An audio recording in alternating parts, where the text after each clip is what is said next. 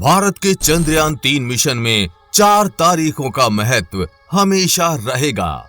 इनमें पहला है 14 जुलाई 2023। ये वही तारीख थी जब भारत ने अपना चंद्रयान-3 मिशन लॉन्च किया था। दूसरी महत्वपूर्ण तारीख थी 23 अगस्त 2023, जब चंद्रयान ने चांद की सतह पर सफलतापूर्वक लैंड करके पूरी दुनिया में इतिहास रच दिया था। वहीं तीसरी महत्वपूर्ण तारीख थी 2 सितंबर 2023, जब इस मिशन का सबसे खास हिस्सा प्रज्ञान रोवर गहरी नींद में सो गया। और अंतिम महत्वपूर्ण तारीख थी 4 सितंबर 2023, जब इस मिशन का दूसरा सबसे खास हिस्सा विक्रम लैंडर होप टेस्ट के बाद यानी वापस उड़कर उतरने के बाद गहरी नींद में सो गया। इसके बाद से आज तक प्रज्ञान रोवर और विक्रम लैंडर के जगने का इंतजार हो रहा है। आज चंद्रमा पर सूरज ढल चुका है। शिव शक्ति पॉइंट पर 30 सितंबर से ही सूरज की रोशनी कम होने लगी थी और हम आपको कल ही इसरो में उपलब्ध अपने इनसाइड सोर्स के द्वारा बता चुके हैं कि अब चंद्रयान-3 के लैंडर और रोवर की स्लीप मोड से बाहर आने की सारी संभावनाएं खत्म हो चुकी हैं। यूरोपियन स्टेशन कोरू और इसरो के स्टार्क स्टेशन बेंगलुरु से भी इस दिशा में लगातार काफी प्रयास किए गए, लेकिन कोई परिणाम नहीं निकला। अब बिल्कुल साफ है कि चंद्रयान-3 मिशन का सफलतापूर्वक अंत हो चुका है। भारत ने दुनिया को जो दिखाना था वो दिखा दिया। अब हमारा चंद्रयान चांद पर कभी नहीं उठ पाएगा। चांद पर चंद्रयान-3 के सफर का अंत हो चुका है। लेकिन अब सवाल है, अगर भारत सरकार द्वारा चंद्रयान-3 के बजट को और अधिक बढ़ाया जाता तो चंद्रयान-3 के लैंडर और रोवर के साथ एक ऐसी भट्टी भेजी जा सकती थी जो सालों तक चंद्रयान-3 के दोनों वीर लैंडर विक्रम और रोवर प्रज्ञान को जिंदा रख सकती थी। इससे पहले इस भट्टी का इस्तेमाल अमेरिका की नासा, रूस की रोसकॉस्मोस और चीन की China national space administration CNSA द्वारा भेजे गए चंद्र मिशन में किया जा चुका है। पिछली चांद की रात में जब चंद्रयान-3 चांद पर सो रहा था, दक्षिणी ध्रुव का तापमान -250 डिग्री सेल्सियस से भी नीचे चला गया था। इस तापमान पर कोई भी plastic material, carbon fibre material और कोई भी इलेक्ट्रॉनिक आइटम सही हालत में बचना करीब करीब नामुमकिन होता है। ये सभी चीजें टूटकर बिखर सकती हैं। इतने ज्यादा कम तापमान में चंद्रयान-3 के लैंडर और रोवर की बैटरियां खराब हो गईं, जिस वजह से चांद पर सूर्य के निकलने पर इनका फिर से चार्ज होना नामुमकिन हो गया।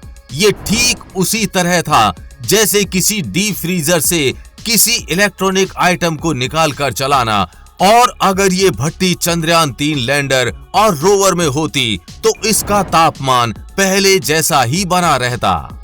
हम जिस भट्टी की बात कर रहे हैं उसे radio isotope thermo electric generator या RTG कहते हैं। चलिए जानते हैं ये उपकरण है क्या और किस तरह से इस्तेमाल किया जाता है। साथ ही जानेंगे इसके फायदे क्या हैं।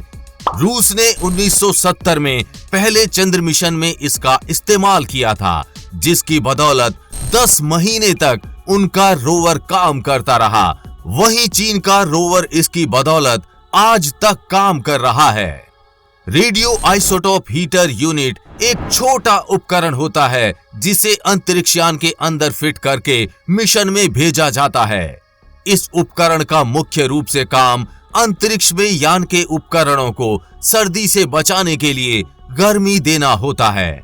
ये छोटे radio isotope thermo electric generator RTG के समान कार्य करता है। इस एक उपकरण से कई सालों तक यान को आसानी से गर्मी दी जा सकती है। आपको बता दें कि इसके अंदर रखे 1 किलो प्लूटोनियम से 80 लाख किलोवाट बिजली पैदा की जा सकती है। RTG में कोई चलायमान यानी चलने वाला हिस्सा नहीं होता। इसलिए इसमें सर्विसिंग की भी जरूरत नहीं होती। चांद के वातावरण में या अंतरिक्ष में यान का कोई भी हिस्सा जिस पर सीधी धूप नहीं पड़ती वो इतना ठंडा हो जाता है कि इलेक्ट्रॉनिक्स या नाजुक वैज्ञानिक उपकरण टूटने का खतरा बेहद अधिक बढ़ जाता है। तब ये इलेक्ट्रिक हीटर उन्हें गर्म रखने के अन्य तरीकों की तुलना में सरल और अधिक विश्वसनीय माने जाते हैं। Radio isotope thermo electric generator यानी आरटीजी वो उपकरण है जिसका इस्तेमाल अमेरिका की नासा और रूस की अंतरिक्ष एजेंसी कई बार और चीन एक बार कर चुका है।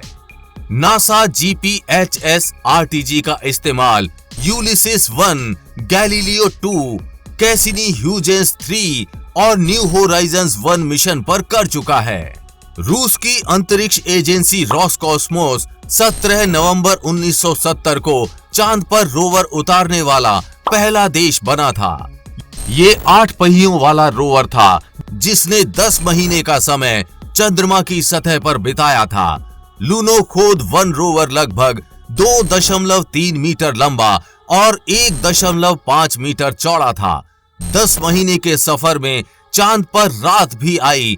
ऐसे में रूस ने पोलोनियम रेडियो आइसोटोप हीटर की मदद से रोवर को गर्म रखा। चीन का लूनार लैंडर चेंज 4 और रोवर U22 साल 2019 में चांद पर रात बीतने के बाद भी सरवाइव कर गए थे। चीन का U22 रोवर चंद्रमा पर पिछले 4 साल बाद भी आज तक काम कर रहा है। U22 भी प्रज्ञान की तरह ही 6 पहियों वाला है। इसका वजन 140 किलोग्राम है। जब चांद पर रात होती है तो ये स्लीप मोड में चला जाता है। इस दौरान इसके अंदर मौजूद रेडियो आइसोटोप हीटर यूनिट इसे ठंड में बचाता है। इसमें प्लूटोनियम 238 का इस्तेमाल किया गया है। अभी हाल में क्रैश हुआ रूस का लूना 25 तो आपको याद ही होगा, जो चांद पर 1 साल काम करने वाला था। लूना 25 में चांद की रातों की ठंड से बचाने के लिए उपकरणों को गर्मी और बिजली प्रदान करने के लिए रेडियो आइसोटोप हीटर यूनिट लगाया गया था, जबकि हमारा चंद्रयान 3 सिर्फ सौर ऊर्जा पर निर्भर था और इसमें रात की ठंड से बचाने के लिए कोई यंत्र भी नहीं लगा है। इसलिए चंद्रयान 3 का 22 सितंबर 2023 को जब चांद पर दिन हुआ तो काम नहीं कर पाया।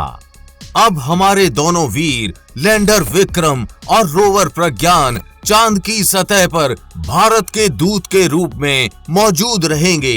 यानी हमारा चंद्रयान 3 चांद पर हमेशा हमेशा के लिए इतिहास में अमर हो गया है।